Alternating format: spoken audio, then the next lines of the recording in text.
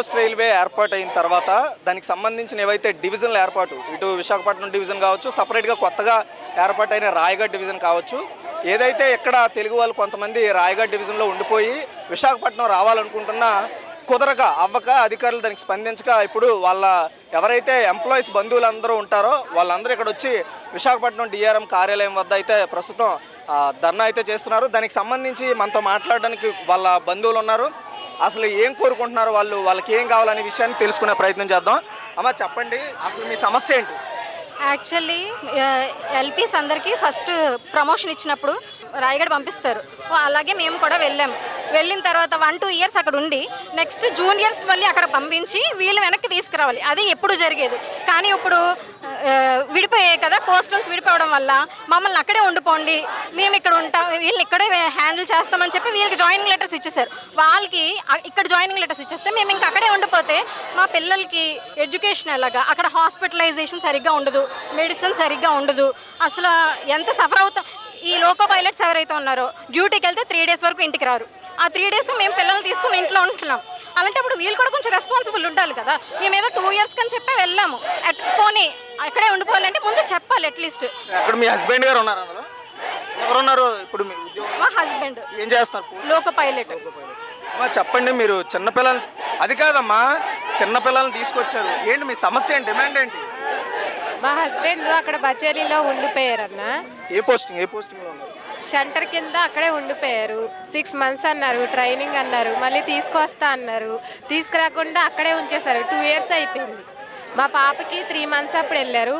ఇప్పుడు 2 years వచ్చినాయి, ఇంకా రాలేదు.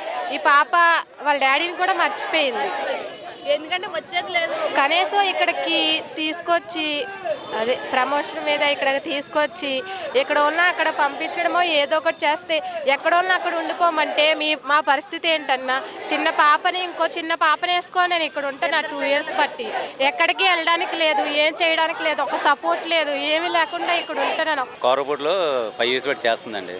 ఇప్పుడు 6 months 1 year బేబీ కూడా ఉన్నదండి. అక్కడి నుంచి ట్రాన్స్ఫర్ చేస్తారనే ఉద్దేశంతో మేము అక్కడికి వెళ్ళామండి, పంపించాం. కానీ ప్రజెంటు ఈ కొత్త వాళ్ళకి ఇక్కడ పోస్టింగ్ ఇస్తున్నారు.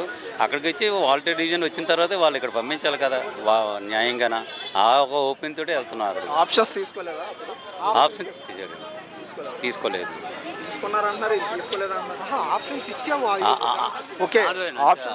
ఇచ్చాం మరి, వైజాగ్ కావాలని కదా మరి అక్కడ వెళ్ళేది. పంపిస్తారు వర్తిన్ 2 yearsలో 2-3 yearsలో వచ్చేస్తారు అనుకున్నాం. 5 years అయింది.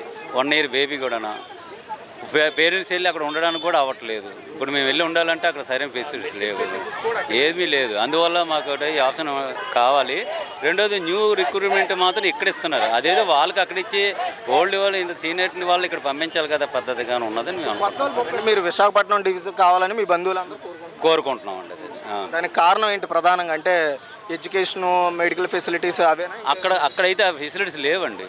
మెయిన్ పేరెంట్స్ ఇప్పుడు కొత్త ఉద్యోగులు వస్తారు, ఇప్పుడు న్యూ రిక్రూట్మెంట్, వాళ్ళని అక్కడిచ్చి మేము ఎక్కడే వాళ్ళ పని. ఈవెన్ రాయగఢ వాళ్ళకి సొంత ఉన్న వాళ్ళకి ఆ రాయగఢ వాళ్ళకి కూడా వైజాగ్ ఇచ్చేస్తున్నారు. ఎలా బాబు అది న్యాయమా? మా హస్బెండ్ కేకేఆర్ లైన్లో చేస్తున్నారు. యాక్షన్ డిపార్ట్మెంట్ పోయిచ్చి. మా డిమాండ్ అనేది జోన్ రానంత వరకు ఒక ఎత్తు అయిందండి. జూన్ 1st నుండి జోన్ వచ్చింది. దానికి చాలా హ్యాపీ, ఎందుకంటే ఎన్నో పోరాడారు కాబట్టి మనకు వచ్చింది. మా సమస్య ఇప్పుడు ఏంటంటే వెళ్ళారు ఇంతకు ముందు, ఇప్పుడు ఇక్కడ నుండి మనం అంతా మొత్తం ఒకటే అనుకొని వెళ్ళారు ఉద్యోగాలు చేయడానికని. ఇప్పుడు జోన్ డివైడ్ అయిపోయిన తర్వాత డిపిఆర్ కూడా వచ్చిన తర్వాత కూడా మా వాళ్ళని ఎందుకు పట్టించుకోవట్లేదు? మాకంటే ఇంకా అక్కడ హాస్పిటల్ ఫెసిలిటీస్ అని కాదు, ఇక్కడ ఫ్యామిలీలు వేరే ఉండి అక్కడ జెంట్స్ ఉండి సఫర్ అవుతున్నాం. మాకు హెల్త్ ఇష్యూస్ ఉన్నాయి, పేరెంట్స్ ఉంటారు, ఉండకపోయిన వాళ్ళు ఉంటారు, అందరు ఉన్నారు.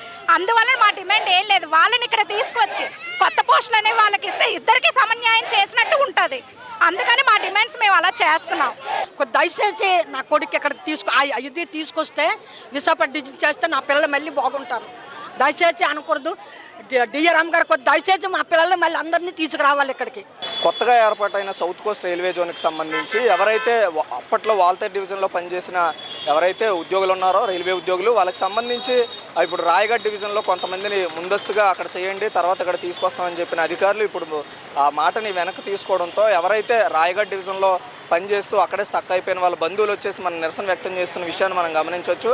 అయితే ఇప్పుడు పూర్తిగా జోన్లు వేరు, డివిజన్లు వేరు అయిపోవడంతో ఎవరైతే అక్కడ స్టక్ అయిపోయిన ఏదైతే ఈ వాల్తేరు డివిజన్కి సంబంధించి ఎవరైతే ఉద్యోగులు ఉన్నారో వాళ్ళు అక్కడ తీవ్ర అవస్థలు పడుతున్నారు. ప్రధానంగా ఆహారం కావచ్చు, ఆరోగ్య విషయాల్లో ఇబ్బంది పడుతున్నారు. అక్కడ సదుపాయాలు లేని సమస్య కారణంగా అక్కడ ఇబ్బందులు తలెత్తుతున్నాయని కొంతమంది బంధువులు అయితే అక్కడ ఉండలేకపోతున్నాం, నా కొడుకు దగ్గర ఉండలేకపోతున్నాం, నా భార్య దగ్గర అయితే ఉండలేకపోతున్నాం అనే విషయాలను అయితే మనం ఇక్కడ గమనించవచ్చు.